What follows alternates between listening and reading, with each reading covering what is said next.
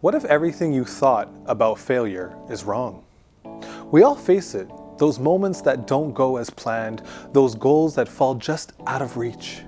But failure isn't just an endpoint, it can be a turning point.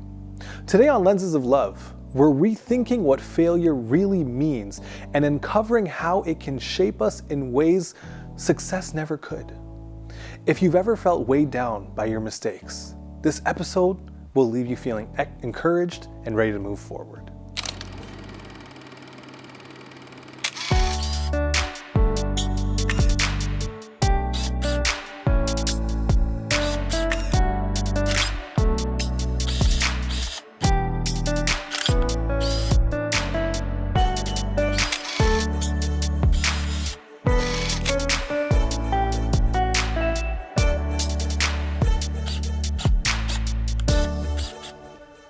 Failure.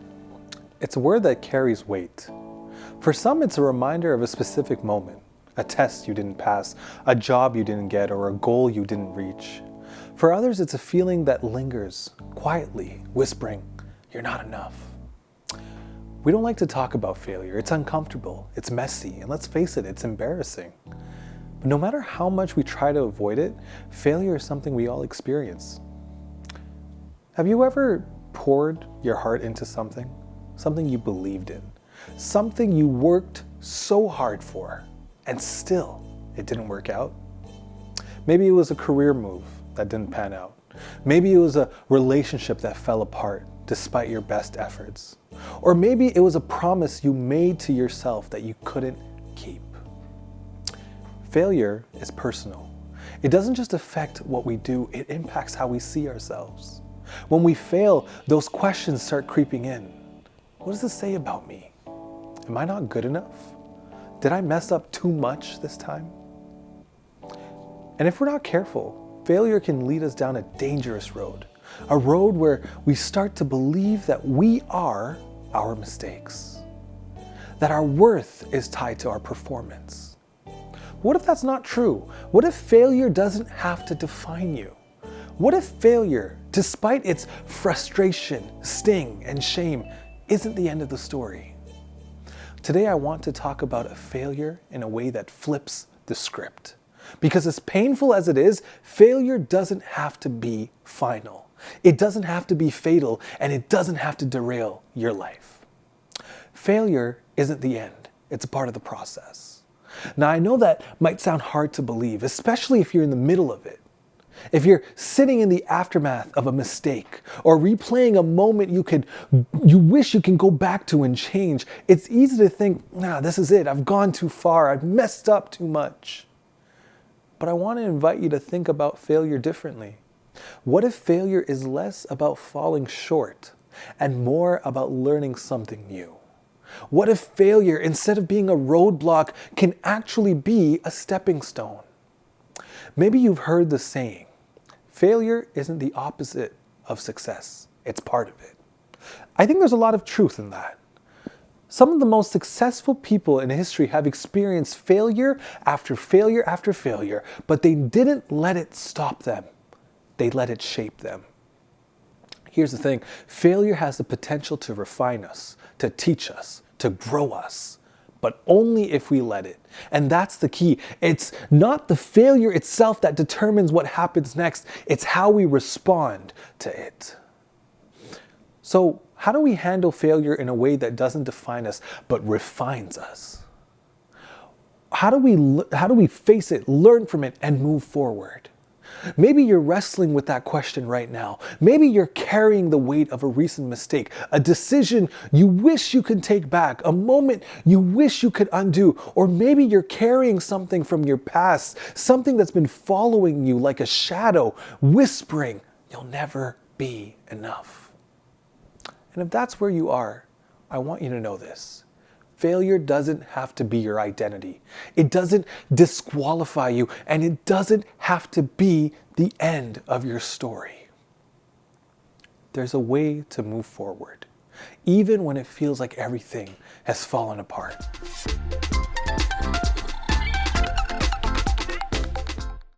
Hello, good to see you today here at the Lenses of Love set. I love to watch Sam's message and learn from him how to see God and His Word through the lenses of love. Perhaps you would like to learn more about other questions of life. For example, why am I here? Is there a God? Why is there so much evil and suffering? And why are there so many different religions, and which one is true? Is the Bible fact or fiction? Who is Jesus of Nazareth?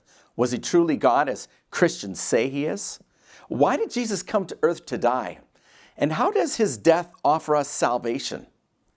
What happens when I die? Is there really a heaven or a hell? These questions and others we answer on our online Bible study platform at hopestudy.ca.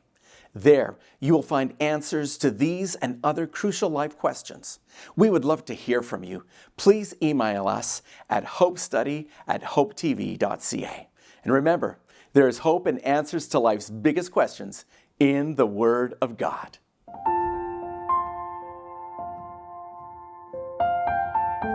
Failure is tough enough when it's private, but when it's public, the shame can feel unbearable. That's exactly what happened in the story we're looking at today.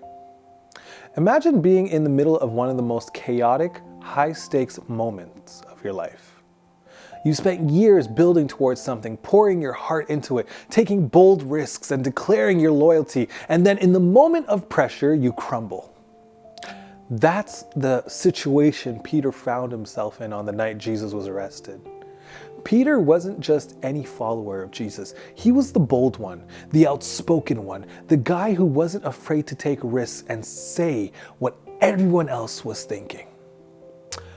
When Jesus first called Peter to follow him, Peter left everything behind. His fishing business, his livelihood, and his comfort zone. He jumped headfirst into this new life, following Jesus with passion and commitment. And Peter wasn't just part of the crowd, he was part of the inner circle, the small group of disciples who had a front row seat to some of the most incredible moments in Jesus' ministry. It was Peter who stepped out of the boat and walked on water when Jesus called him. Sure, he sank when he took his eyes off Jesus, but who else even had the courage to step out in the first place?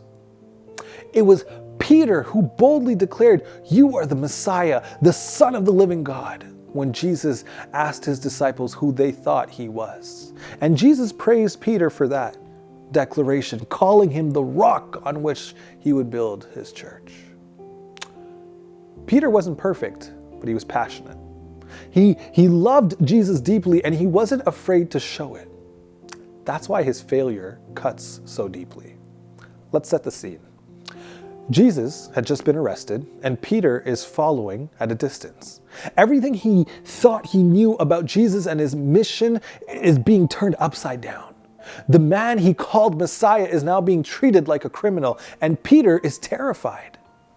He doesn't know what's going to happen next. All he knows is that his world is falling apart.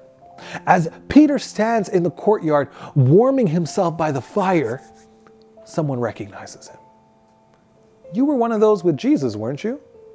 Peter's heart races. Fear takes over. "I don't know what you're talking about," he says. Strike one.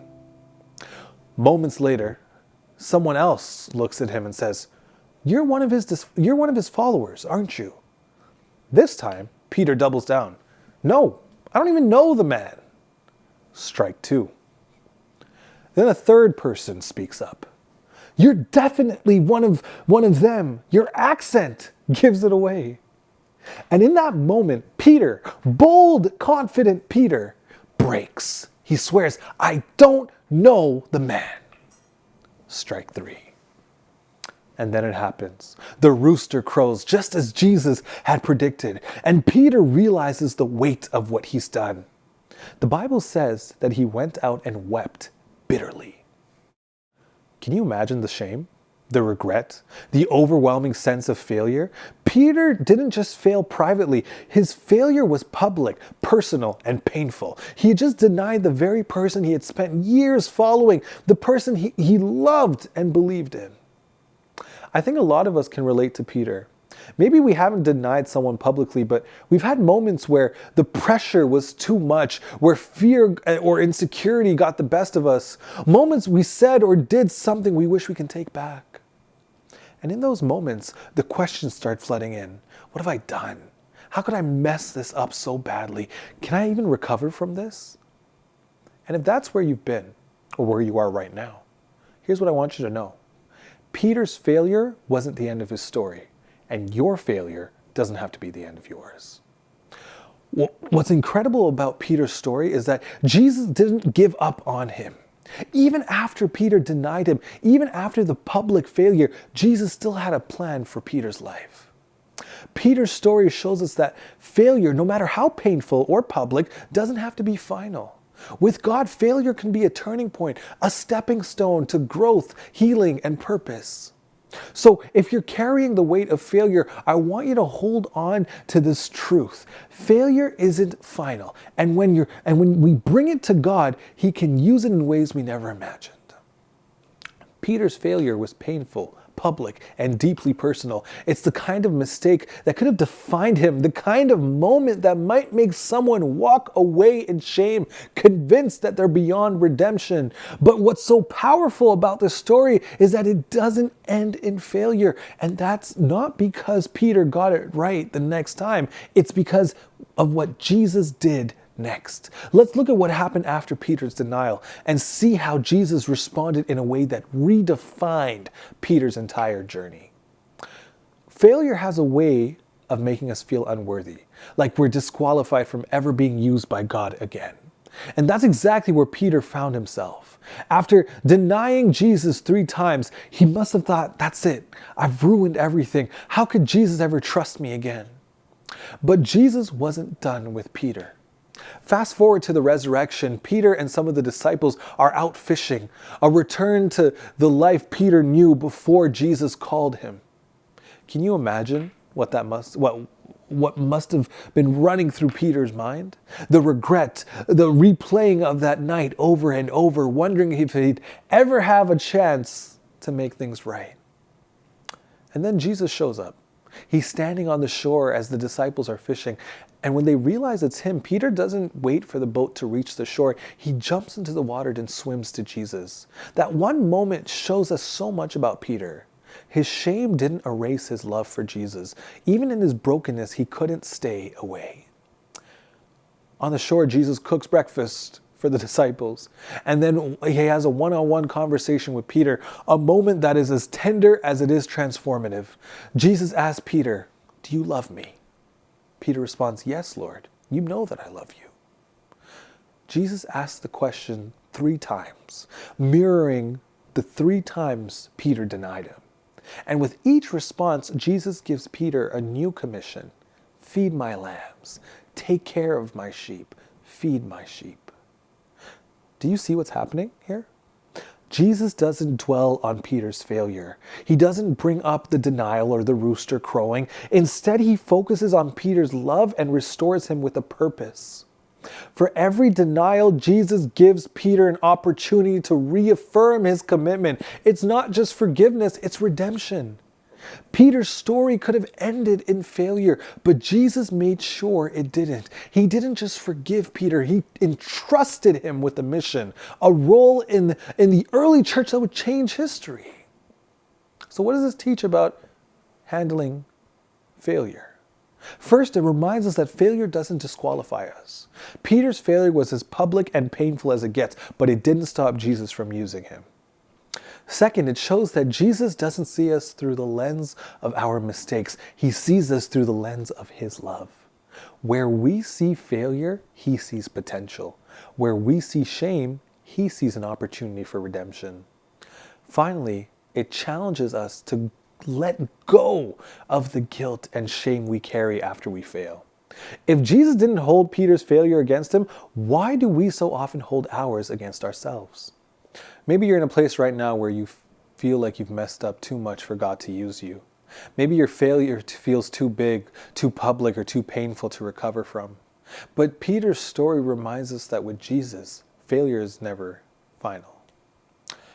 Jesus doesn't just forgive our mistakes, He redeems them. He takes what looks like a dead end and turns it into a new beginning.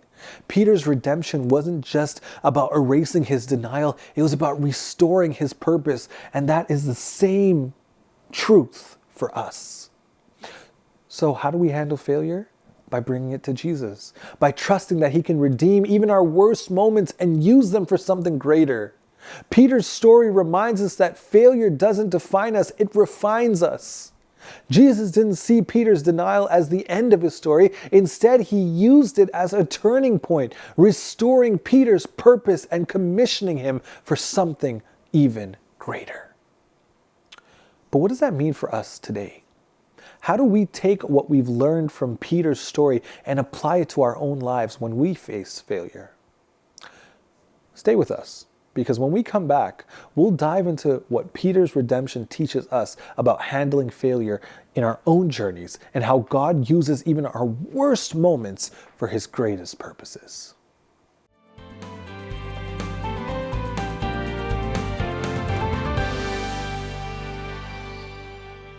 Hello friends, it is great to be here with you on Lenses of Love today. I trust that you've been blessed by this program, and I hope that you're able to share it with your loved ones. Thank you for your support so far. It means the world to us, really. And if you want to help us, if you haven't already partnered with us as an agent of hope, I briefly wanted to share with you how to do so. Above all, we desire your prayers. Please remember those who are involved with Hope Channel Canada and the production of its programs, as well as the different initiatives that we'll be launching throughout the country. I also ask your prayers for the hearts of people all across Canada, that they will be open to learning that in Jesus there is more to life. Anytime you have to spare in order to volunteer with one of our projects will be greatly appreciated.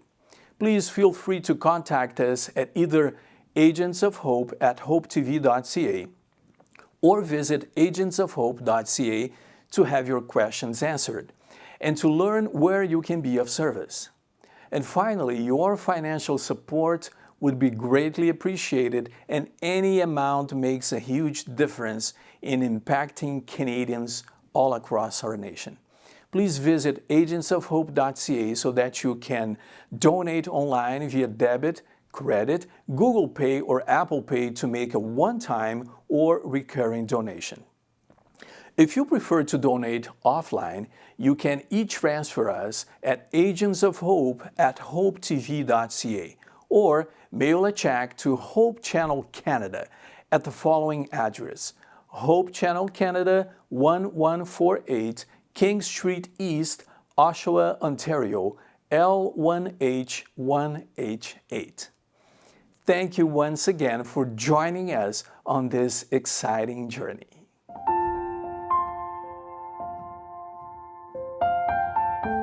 Peter's story isn't just about his failure. It's about how Jesus redeemed it. But it doesn't stop there. His story offers us practical and powerful lessons for handling our own failure. Failure is something we all face, but how we respond to it can shape the rest of our story. So, what does Peter's redemption teach us about handling failure in our own lives? First, failure isn't final. When Peter denied Jesus, he might have thought his story was over. He had made a mistake so big, so public, and so painful that it seemed like there was no way forward. But Jesus didn't just see Peter's failure as the end. In fact, he saw it as the beginning of something new. After his resurrection, Jesus didn't hold Peter's denial against him. Instead, he sought Peter out, restored him, and gave him a new mission. That's the beauty of grace. In our failures, we often feel like everything is over. We think, blown it. There's no coming back from this. But God doesn't see it that way. He sees our failure as a part of a bigger story, a story of redemption, a story of growth, and a story of transformation. Proverbs 24 verse 16 reminds us, "The godly may trip 7 times, but they will get up again." Failure doesn't disqualify you. It doesn't define you. With God, it can actually refine you, preparing you for what's next. Think about this. Peter's denial didn't stop him from becoming a leader in the church. It didn't prevent him from preaching at Pentecost, where thousands of people came to believe in Jesus. His failure wasn't the end of his story. It was just a turning point. And the same can be true for us. And the second thing I want to point out is that failure can foster growth. When we fail, it's easy to get stuck in shame. We replay the moment over and over and over again, asking ourselves, why did I do that? What's wrong with me? But failure is one of life's greatest teachers, if we let it be. Peter's failure taught him humility. Before his denial, Peter was bold, brash, and sometimes overconfident. He was the one who said, even if everyone else deserts you, Jesus, I never will. He believed in his own strength and commitment. But his denial showed him something he hadn't seen before, his own limitations.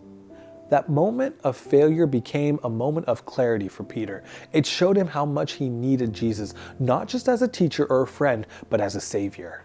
And that realization changed him. By the time we see Peter in the book of Acts, he's still bold, but his boldness is different. It's no longer about his own strength, it's about his trust in God's power. When we fail, we have a choice. We can let shame keep us stuck, or we can let God use our failure to teach us something new.